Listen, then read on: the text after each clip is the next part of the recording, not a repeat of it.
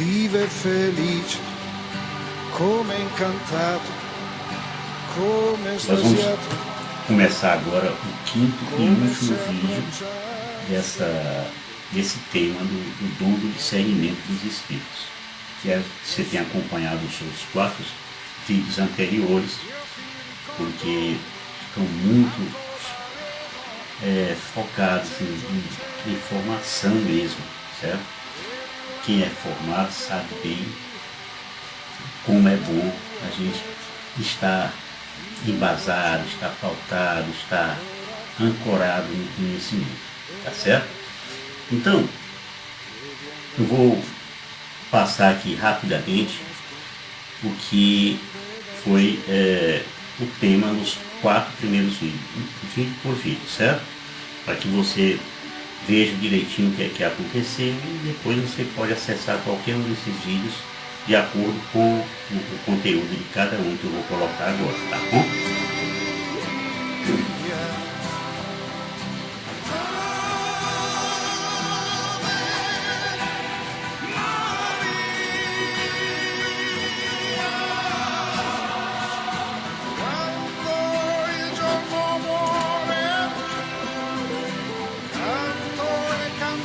Pois bem, então nós vamos começar falando dos exemplos de como Satanás tenta enganar os servos de Deus.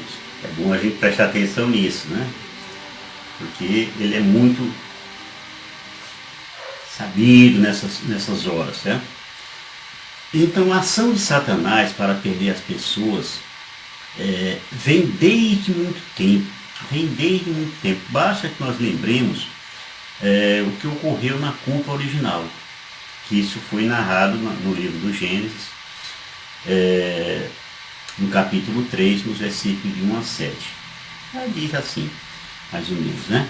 A serpente era o mais astuto de todos os animais do campo que o Senhor Deus tinha formado. E ela disse à mulher: é verdade que Deus os proibiu de comer do fruto de toda a árvore do jardim? E olha aqui, percebam a astúcia da serpente. Ela não entra direto no assunto e nem de forma correta. Ela usa do artifício, né? Dando uma chance de Eva cair no laço. Então a mulher respondeu-lhe, a mulher Eva, né? Respondeu-lhe: podemos comer do fruto das árvores do jardim. Mas do fruto da árvore que está no meio do jardim, Deus disse: vós não comereis dele, nem o tocareis, para que não morrais. E aí Satanás joga o laço, né? Laço certeiro. Oh, não, vocês não morrereis. Mas Deus bem sabe que no dia que deles comerdes, vossos olhos se abrirão e sereis como deuses, conhecedores do bem e do mal. E aí Eva, levada pela curiosidade, né? Que aliás é o que mais leva a gente para o buraco, que é a curiosidade, disse assim, vendo, né, que a mulher vendo que o fruto da árvore era bom para comer, de agradável aspecto e muito apropriado para abrir a inteligência, tomou do fruto, comeu e apresentou ao seu marido, Adão, né, que comeu igualmente. E aí, quando Adão comeu, a desobediência estava consumada, né? A falta de discernimento foi total. Então os olhos dos dois se abriram, né? E vendo que estavam nus, tomaram folhas de figueira, ligaram-nas e fizeram tangas para si. Esse aí é o relato da culpa original. Então, o pai da mentira tem muitas maneiras de deformar os homens. Então nós vivemos a tentação e o vício de uma forma ou de outra, em mais de uma ocasião. Mas em algumas oportunidades, Deus permite que o ataque seja mais sensível, né, para a formação espiritual dos seus filhos e a humilhação do tentador, que é Satanás. Certo? Então nós vamos contar alguns casos felizes e outros não, né? Alguns casos que é bom, como serve como um bom exemplo, e outros que servem como um mau exemplo, né? Na atuação de quem passou por esses artifícios infernais.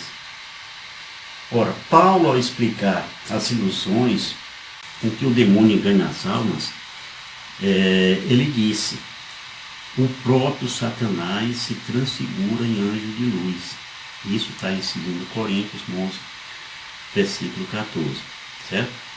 Então vamos começar com as aparências e as ilusões com as quais o enganador, que é Satanás, faz com que o falso pareça ser verdadeiro. Né? Como anjos do céu, como os anjos do céu enviados por Deus para consolar ou para instruir, certo? Ou mesmo animar os seus servos, e algumas vezes também para manifestar a nós todos coisas futuras. Então, anjos do mal costumam vir coroados de raios e luz, vitões, pomposos, para iludir a gente. E isso ocorre devido ao seu estado glorioso. Todo anjo tem um estado glorioso, ele não tem matéria, sempre é etéreo, etéreo. Ele também se cobre com um manto de luzes e se esconde com esse manto de luz da feiura que é própria deles, para parecer que não é aquilo que ele não é. É como os anjos falam com vozes claras, que ressoam nos ouvidos e nas profundezas do nosso coração. Ele finge um modo semelhante de falar a nós e faz penetrar um som semelhante nos ouvidos e no coração. Vieram mesmo para fazer o mal e a gente cai nesse laço. Então, recordemos que o desejo do demônio é sempre o de nos arruinar. Não é para nos elevar, não é para nos arruinar. Certo? Basta dizer que Santo Antônio, nosso glorioso Santo Antônio, ele viu numa ocasião todo o mundo semeado de laços, os quais não significavam outra coisa senão as falsidades, as astúcias e as fraudes, que o demônio arma em forma mais ou menos explícita para nos fazer cair e nos precipitarmos no abismo de todos os males. Então, nesse sentido assim, vamos dizer, contar uma historinha de Santo Efrem. Santo Efrem conta que Satanás tentou enganar um santo ermitão. Ermitão é aquele que se isola numa gruta qualquer e passa tem contato com outra pessoa, certo? E esse ermitão era do nome Abraham. E como ele era um ermitão, estava lá recolhido, solitário, numa devota oração. Então Abraão viu de improviso resplandecer tudo dentro do seu quarto com uma bela luz, e muito embora fosse de noite, certo? Muito embora fosse à noite, fazia como se fosse assim um dia claro. Então ele ouviu, uma locuçãozinha, pessoas lhe dizendo, anjos, feliz és tu, Abraão, que não tens igual, porque cumpriste em tudo a minha vontade. Esse texto de Santo Efrem está num livrozinho que é chamado A Vida de Santo Abraão. Certo? Mas Abraão, como quem tinha assim o verdadeiro Espírito do Senhor, ele entendeu imediatamente quem o estava visitando com aquela pompa de tanta luz, e que ele fazia um anúncio tão feliz. E Abraão lhe lançou um olhar de desprezo, dizendo, para esse anjo de luz lá, tal, que veio assim como se fosse de Deus: afasta-te de mim, espírito falaz e enganador. Não sou como tu me dizes, sou um miserável pecador. Com tudo isso, tenho em minha defesa Jesus Cristo, em cujo nome te afasto, cão infernal. Que, nesse caso, o discernimento do ermitão Abraão foi perfeito. Ele viu que tudo aquilo era enganador. né? Era só para fazer ele um homem orgulhoso, né? E aí estaria perdido, né? Cheio de vanglória, a perdição era total. Foi um caso vitorioso do discernimento. Outro caso que vamos contar se refere a São Simão Estelita, né? Acho que você ainda não ouviu falar dele aí. Certo? E ele foi contado por Antônio, Santo Antônio, né? Que era seu discípulo e seu biógrafo. E foi assim a história, né?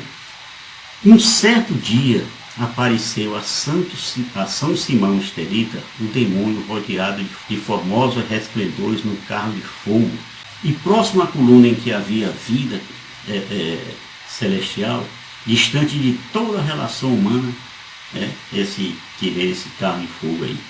O Senhor me enviou do paraíso como um seu mensageiro para que te arrebate ao céu, como arrebatei a Elias em outra ocasião.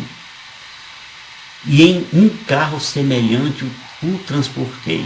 Sobe, pois, e vamos ao céu, onde os anjos, os apóstolos, os mártires, com Maria, mãe de Deus, esperam com ansiedade a tua chegada. Esse relatozinho está no livrozinho A Vida de São Simão Estelita, de Antônio, né?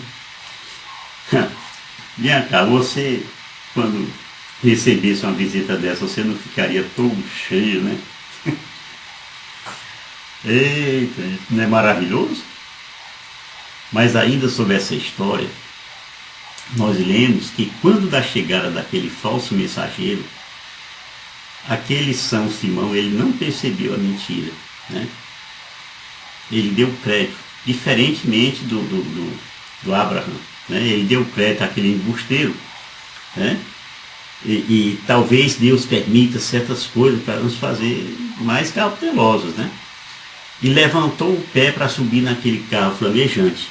Diz o texto de Antônio, fazendo nesse ato o sinal da cruz, desapareceram imediatamente o carro, os cavalos e o mensageiro, e se desvaneceu de seus olhos, num instante, aquela falsa luz, só pelo ato dele fazer o sinal da cruz. Graças a Deus que pelo menos isso ele não esqueceu.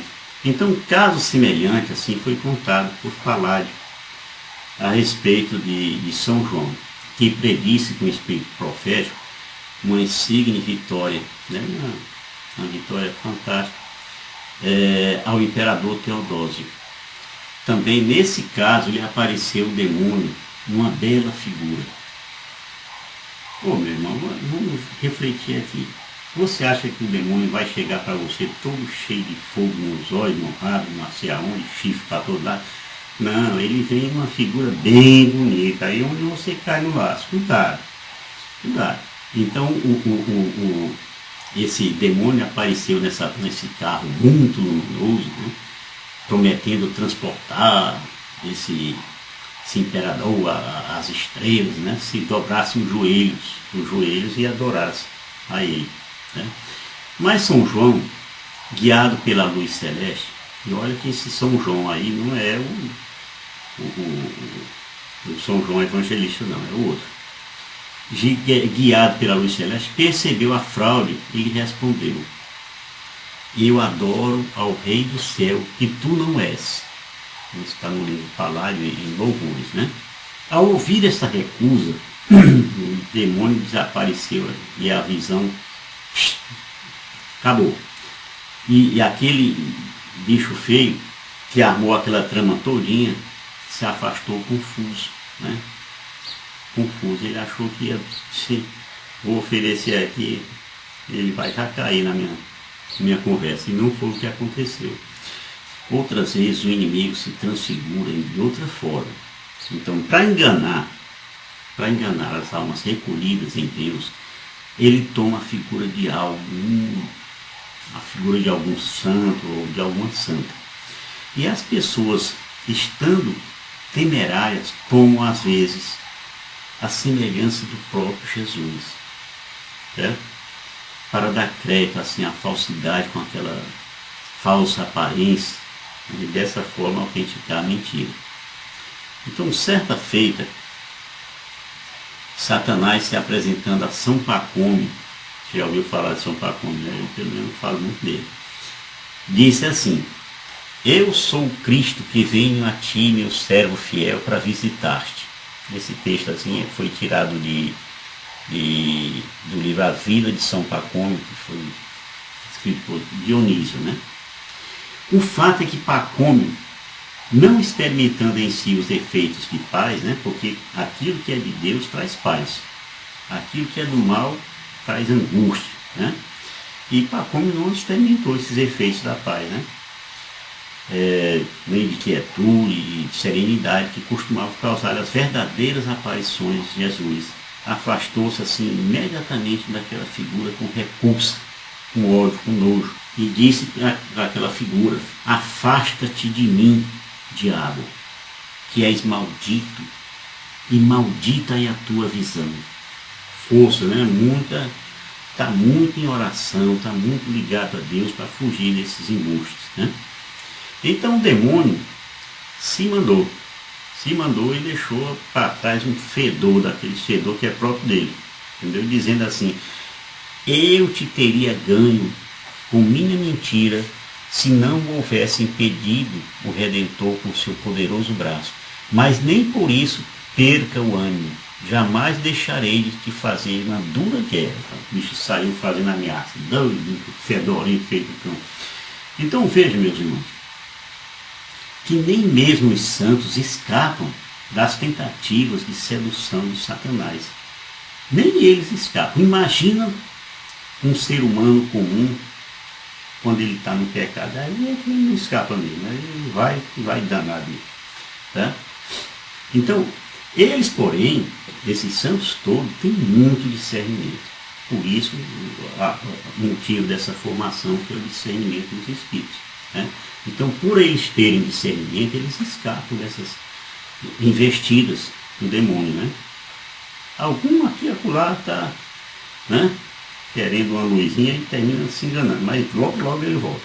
O que neste particular nos deve encher de justo e santo temor, né, é saber que o demônio, com estas suas armações, não somente enganou os olhos dos homens santos, mas talvez nos tenha até mesmo cegado totalmente. É digno até, puxa dizer isso, é digno de lágrima o caso de Paládio de Valente. Paládio de Valente, um monge, esse monge era um monge de grande virtude, homem de oração. E o demônio começou a lhe aparecer em forma de anjo muito resplandecente. E encontrando credulidade naquele pobre homem, né, que era tão virtuoso, mas ele voltava com muita frequência enganado nas suas aparições. Então o Satanás ia lá e ludibriava ele. Né? E isso fez com que aquele homem de Deus, né, pensasse que se havia introduzido entre os coros de anjos, né, com eles. Como se ele fosse assim arrebatado e tivesse ali meio, tudo ilusão que Satanás botou na cabeça dele. Então ele levou-se assim com uma soberba, como se tivesse chegado a ser um anjo mesmo, que estava ali face a face com Deus. Então Satanás, né, vendo, disposto a receber os enganos, corrompeu completo, com outra ilusão bem mais forte. Satanás pôs diante de seus olhos uma grande procissão de 1000 anjos, né, todos com tochas acesas e resplandecentes nas mãos. No final dessa procissão, vinha um personagem de aspecto muito formoso e digno, né, que representava a pessoa de Jesus Cristo. Olha a visão que o bicho feio botou no corpo do Valente, né? Então, quando chegou, um dos anjos, né, que estava a seu lado, voltado para o monge, disse assim para ele: Valente, Cristo te ama tanto que veio visitar-te acompanhado de tão nobre comitiva. Sai logo ao seu encontro e adora-o profundamente. Só que não era Jesus, não. Era Satanás. Era Satanás. Então o monge saiu assim imediatamente da sua cela e adorou, né? Porque toda essa visão ele estava tendo lá no quartinho que ele morava. Aí saiu do quartinho, que chamam de cela, né? E começou a adorar Satanás.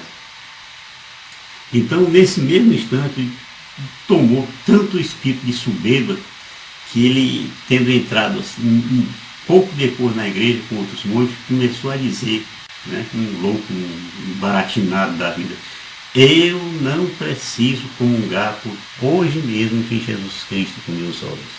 Aí os outros monges ali, quando viram aquela danação, eles assim: meu Deus do céu, o que esse homem viu, meu Deus do céu? Aí eles disseram, ouvindo essa declaração, ele era besta, se escandalizaram, né, e pegaram e prenderam ele por um tempo, né? Isso aí está no livro, Louvor de Paládio, né? Prenderam um homem lá porque ele ficou doido com a visão de Satanás, né? Ai, meu Deus do céu. Também assim, a gente pode dizer que são lastimáveis, né? As quedas de outros monges santos, né? Outros monges santos, que são contadas por São João Cassiano, né? São João Cassiano é um teólogo cristão do período patrístico, né? Que é monge de Marsella, que é Marsella ficava que é a atual França hoje, é uma cidade da França, né? Muitos foram pervertidos pelo demônio com revelações e representações falsas. Ele chora a ruína de um ancião de nome Heron, um nome talvez desconhecido para a maioria de vocês. Esse Heron, depois de 50 anos de sua vida passada na solidão, né, ele era ermitão, ele estava isolado em qualquer conversa com qualquer outro monge, né? E com tanta austeridade, uma pessoa dessa, que ele fazia assim, um escrúpulo de se alimentar, né? Até no dia de Páscoa, com um mísero assim, prato de lentilhas.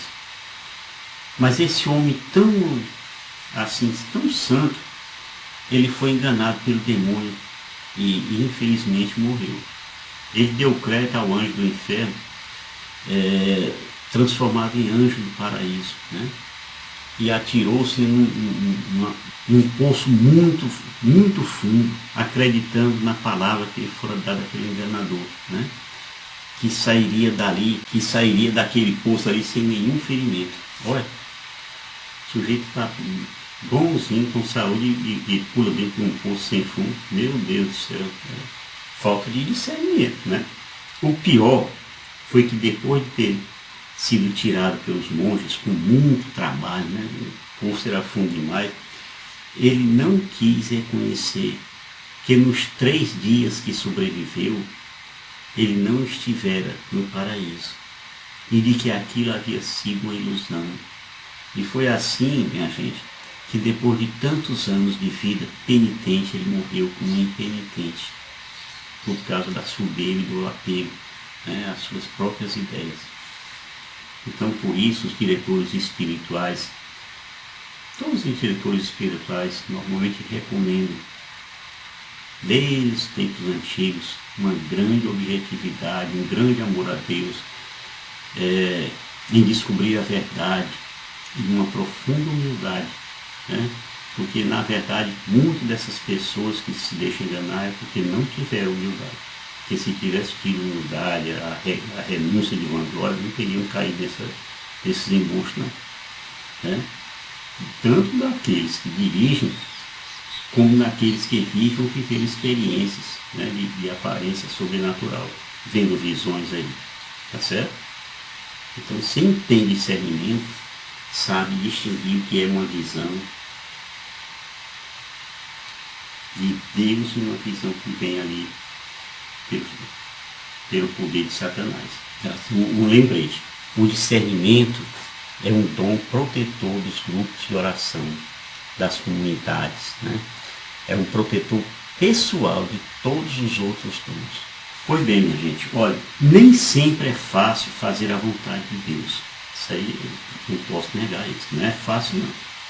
Mas em primeiro lugar, é preciso discernimento. Por quê? Porque muitas vezes corremos o risco de confundir, né, os desejos e os impulsos possíveis, né, os impulsos pessoais, com a vontade do Senhor. A gente tem uma vontade pessoal e acha que aquilo é a vontade de Deus. Ux, né? Então nem sempre aquilo que nós desejamos é o que Ele nos pede, o que Ele nos dá. Né? Por isso a sabedoria e o discernimento são fundamentais na caminhada espiritual, fundamentais. Certo?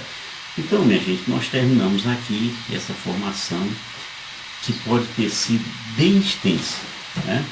Mas aos que prestaram atenção será como um guia para toda a sua vida, para toda a sua caminhada. Certo?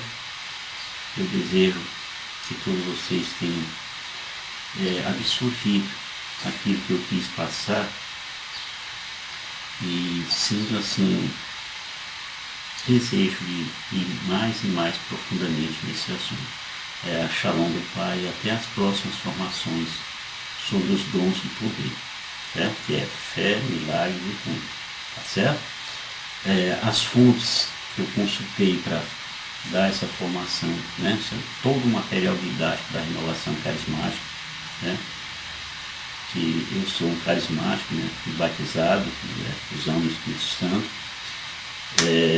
Todas as pesquisas que eu fiz na internet, e o livro de Philip Mother, né? Discernimento dos Espíritos, né? Da editora Santuário, a minha Bíblia Inseparável, a Ave Maria, né?